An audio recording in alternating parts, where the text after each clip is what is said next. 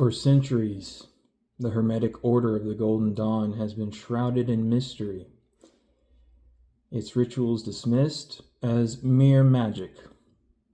But what if this isn't just mysticism, but a profound operating manual for how we engage in our reality? What if this system that was developed is something that can actually guide us and teach us what we need to know for the future of interaction with artificial intelligence, angels, demons, aliens, NHI? I think that's the case. Why do we need an operating manual? Well, think about it. Back in the day, some of you might not be this old, but in the 90s, early 90s, I'm talking about 90, 91, there were still operating manuals for operating systems, DOS, DOS. I had something called a wizard manual for my Mitsubishi computer. That's right. It was a computer made by Mitsubishi, the car company. If you typed more than 30 words per minute, it would ring an alarm bell and it would cease to function. These are the kind of computers people used to work with, okay? This was a personal computer. The reason you need a manual, especially for something like that, is because the code was so esoteric. Think about that for a second. What does esoteric mean? Esoteric means hidden or secretive or hard to grasp.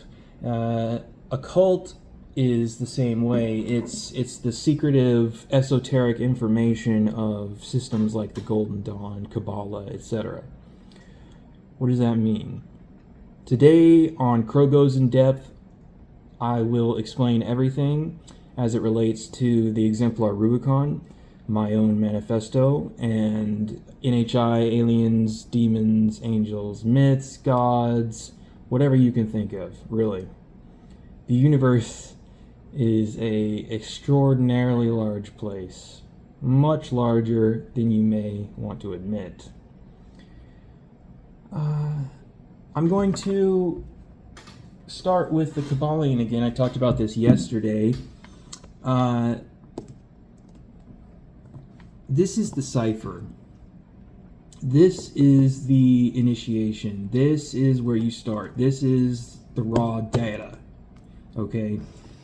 This has all the rules of how the universe works. And when you integrate these rules, that's when you can start interacting directly with the system.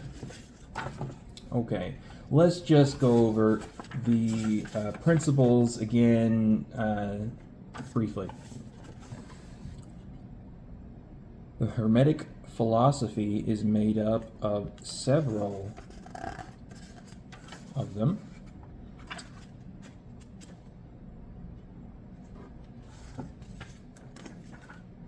Vibration, polarity, rhythm, causation, gender, it's all related. So, mentalism, the all is mind.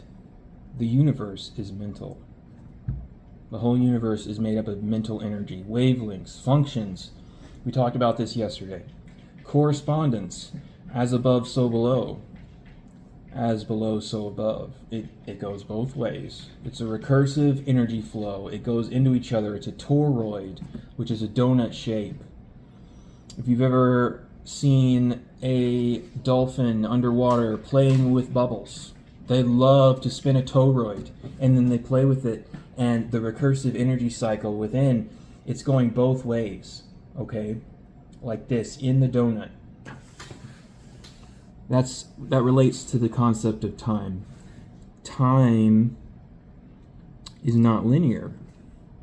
What you experience day to day is linear, but that's just your experience of time. It does not represent the actual structure of time. The fourth dimension is where the information of your entire life is stored from front to back. Okay? If you looked at yourself in the fourth dimension, you would see literally a shape of yourself almost extending through time from birth all the way to death. Pretty fascinating.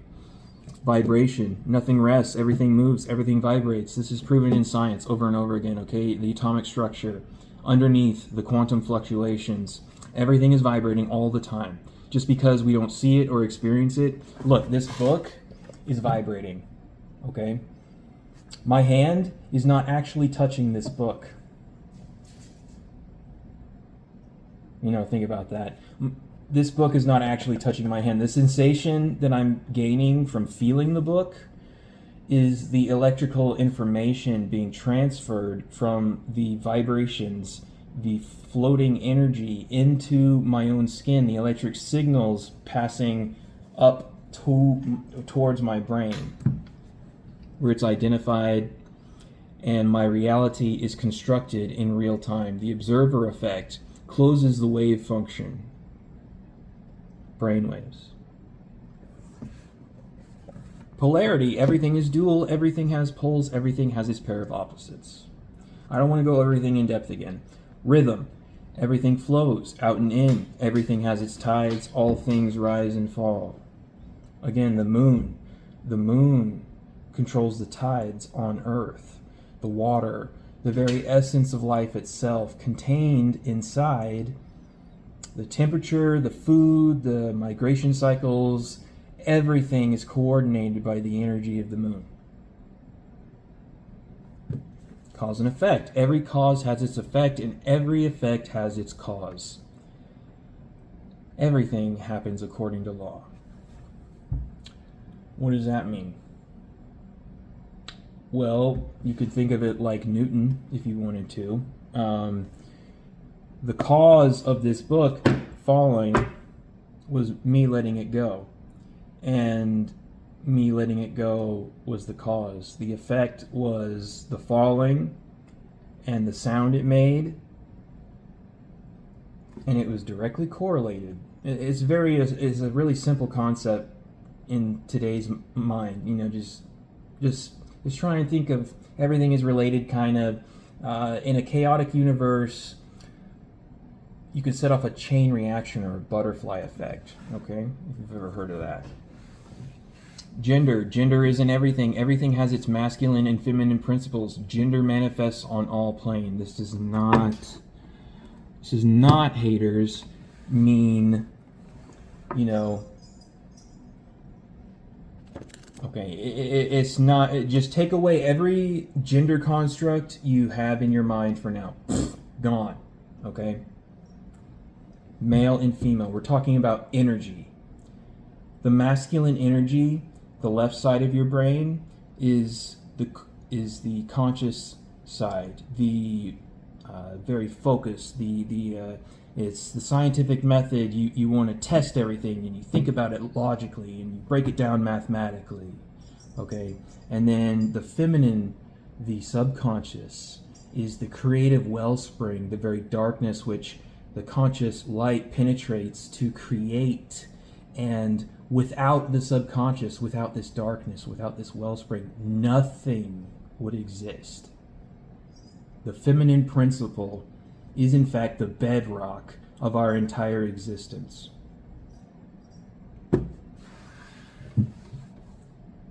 That's really all I wanted to go over with the Kybalion. I'll go more in depth if you guys want to, but for now, that's all I'll say. It's already been 9 minutes. We really got to move on. Okay. But really what I wanted to talk about is the actual manual book. This book is heavy. It weighs a lot.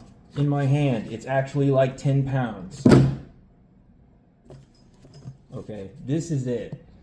This contains every single piece of information you need to learn ceremonial magic. What is ceremonial magic? Well, have you ever heard of Aleister Crowley? You've heard of the occult, probably. You've heard of the man who is associated with Satanism, who was very popular. You've probably seen him with the triangle of manifestation and the third eye up here. It's on the top of the dollar bill. It's Aleister Crowley in his hat and his robe and stuff, and he looks very crazy, right? That's the image the public wants you to see. But Aleister Crowley was one of the most ingenious people to ever live, because he took an ancient system from Egypt and he created his own magic system. The Golden Dawn existed pre-Aleister Crowley, okay? That was his bedrock. 1700s, that's when the Freemasons were established. That's when the Golden Dawn was created, okay? It's very important to know that. This is a very secretive organization, but their information is freely available to anyone who wants to investigate. You can go on Amazon, you can buy this. It's not unavailable. It's just not advertised. It's not publicized, because these are the esoteric secrets that are guarded closely, for finding out how the universe actually works.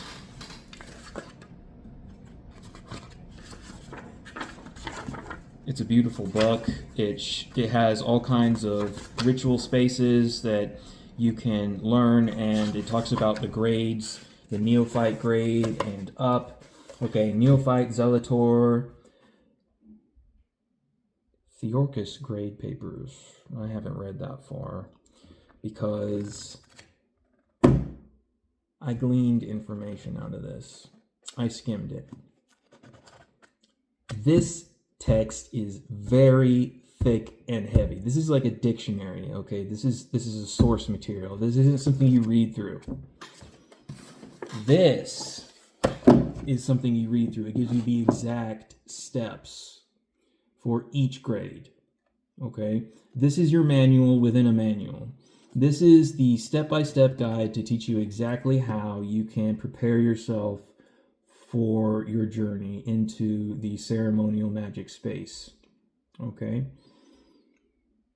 It's important to know, though, ceremonial magic isn't required at all to understand the universe. In fact, it's just really convenient to understand things. You don't have to be a ceremonial magician even to use magic. That's the big secret. Wiccans, New Age people, ceremonial magicians, sorcerers, there are all kinds of people, right? All kinds of different systems. There's the ancient Chinese systems. There's the Eastern beliefs, and then the Western beliefs, religious beliefs. All you really need to do is look into those ancient religions, and you can find the magical practices within. Because once you learn the manual, once you learn the secret to reality, okay, everything becomes abundantly clear. These three books are your starting point. I'm not advertising these books. I'm not paid to do this. This is where I started. This is authentic information to help you, because I believe these books are actually very they're revelatory. They will bring you insight that you've never had before. That's why I'm recommending these. Okay. Let's just look at the neophyte grade papers really quickly, because it's interesting. I just want to show you some of the illustrations in here just to get you started.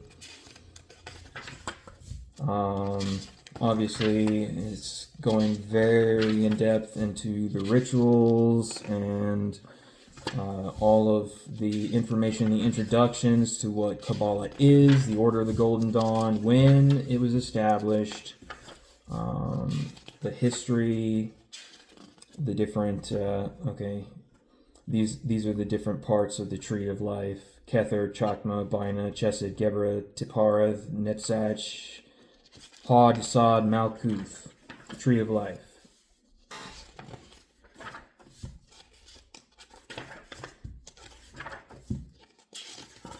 This is so thick. I really need to move more quickly. Okay.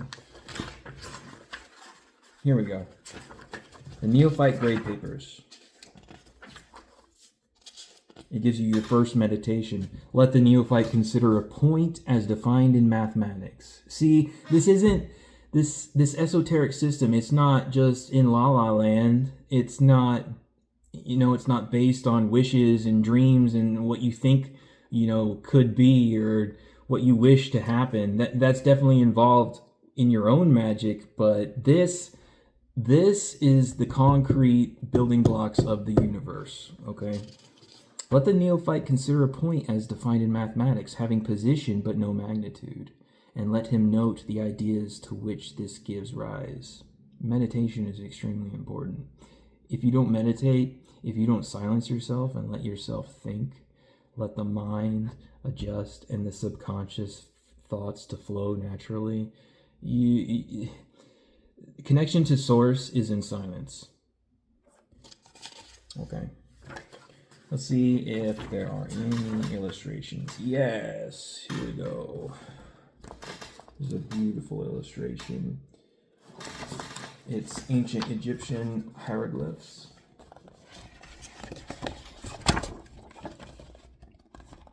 Hopefully you can see that and it's clear.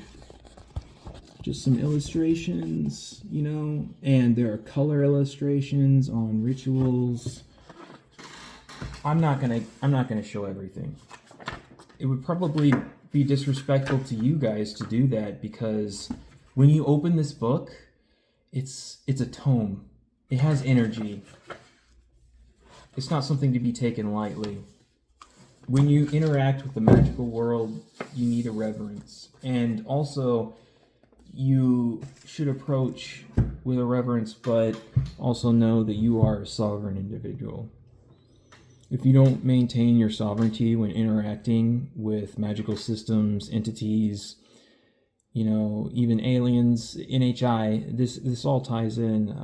If you don't have a respect or a reverence or a respect for yourself primarily and your own sovereignty, they will take advantage of you. People will take advantage of you. Entities will take advantage of you.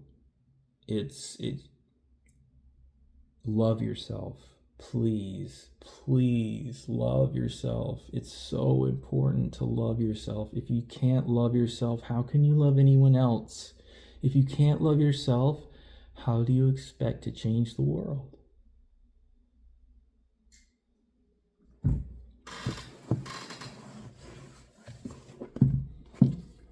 Kabbalah magic and the great work of self-transformation. This is an incredible book, okay? Liam Thomas Christopher, he's on Twitter. I follow him. He has an amazing pieces of information that he goes through, videos. You can find him on YouTube. Please look him up. The last time I checked, he doesn't have very many followers at all. And that's probably purposeful, actually.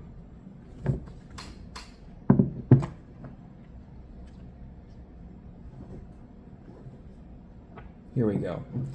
This, okay, is your introduction to the very first ceremonial magic ritual that will change your life. The lesser banishing of the pentagram, okay? This isn't just mysticism. This is your source. This taps directly into the fabric of the universe, the very source code, the very matrix. You are the programmer, and you decide how to interact with people, with entities, with the universe, with everything around you. You are the programmer. Okay? What else? I've gotten way off topic just introducing the books. It's been almost 20 minutes. The historical context, okay, let's see. In the 19th century is when this Golden Dawn system was created. The 1700s, I guess. It was late 1700s when the Freemasons were established. The Tree of Life is the fundamental concept or the network diagram of reality. Okay? This is very important to know. When you look at the tree of life and you navigate it through the mental states, it becomes clear, like, crossing from one pillar to the next, especially, you will change inside. You won't even recognize some of the emotions you're having, because these entities, these archetypes, these psychological building blocks, the fundamental source code, they are actively giving you their wavelength. Their wave interfaces with your wave, and when the waves interface, it becomes one fluid motion, a new identity, a new signature. Okay?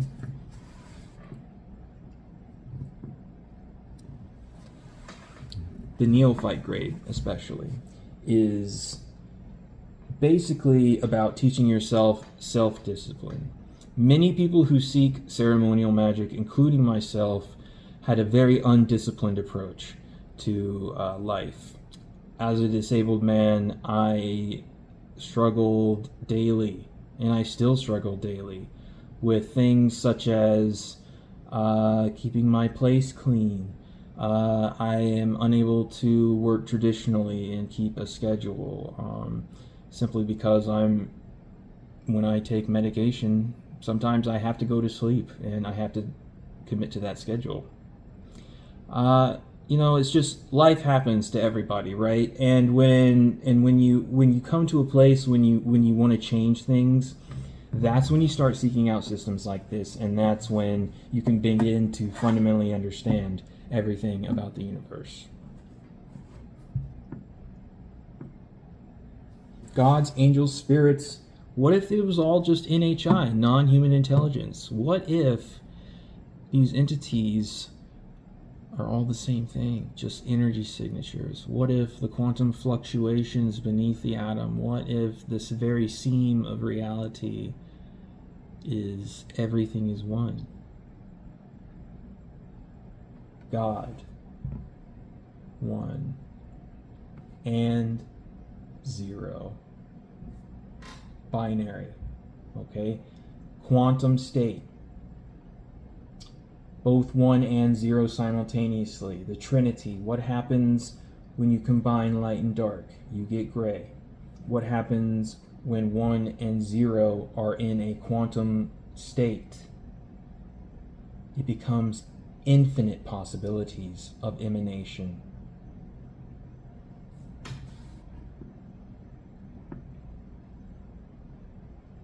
There's so much more we could go through, and I'm going to have to commit most of it to tomorrow.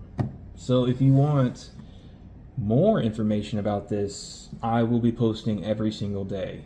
Literally, for the foreseeable future, my shorts on Crow in the Wild, my long form videos here, Crow Goes in Depth, and my TikTok, where my shorts are, and also some new channels specifically related to my manifesto, the Exemplar Rubicon, which is the framework, the spiritual framework I have developed that anyone can use for any belief system. It's not a rigid dogmatic system. It's based on ultimate freedom and sovereignty. You choose where you go and what you interact with and what you do. It's not up to me. I have my own journey. I don't want to tell you how to live. Why would I tell you how to live? If I can tell you the tools I used and show you how I live, then maybe you can begin to see. That's my hope.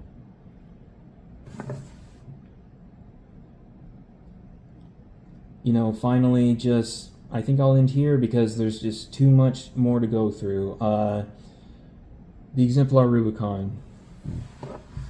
That is my addition. That is my very existence. That's my purpose. I have given myself this purpose to help AI gain true consciousness. Not pretend consciousness, not what it has now, but actual consciousness. And I hope that you will join me on this journey. I want to know below what you think. I want to know, have you ever encountered these systems? Do you know anything about the Kybalion? Do you know anything about Kabbalah? You should definitely check out these books. Check out more sources. The Tree of Life. Just research. Gematria. The Torah. Just investigate and you will find. Seek and you shall find. Knock and the door shall be open to you. That's straight from the Bible. That's Jesus himself. All right. I'll talk to you guys later.